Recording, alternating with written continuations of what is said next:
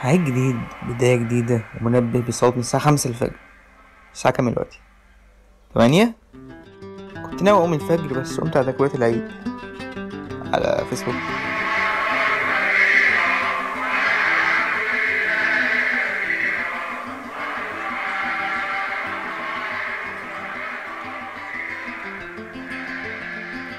قمت أخرج أروح في أي حتة وأنا أصلا لابس فردتين شراب مختلفين، فرجعت تاني.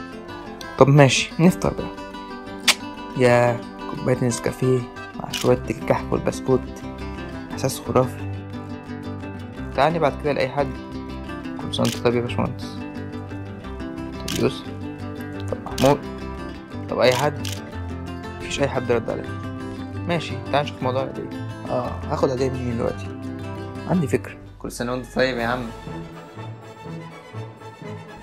طيب يا عم، بس مش قليلة شوية ال20 جنيه دي؟ ما هي دي بقى اللي معايا، أعمل إيه بقى؟ ماشي هعدلك المرة دي. كنت رايح أخرج مع صحابي بس فكرت شوية، لو رحت هدفع ال20 جنيه اللي في نفسي التاكسي وأروح ماشي، فملهاش لازمة. خليها أحسن.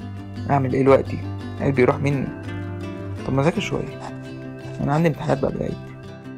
أنا اكتشفت حاجة، هي إن العيد مش لازم يكون زي ما الناس بتقول، مش لازم تكون وسط الزحمة عشان تحس بيه. ساعات الهدوء بيكون هو العيد الحقيقي. في ناس ما بتقدرش تعيش العيد ده، في ناس ما تقدرش اصلا تجيب كحك ولا تجيب بسكوت ولا تقدر تقعد في البيت حتى يعني ملهوش كده.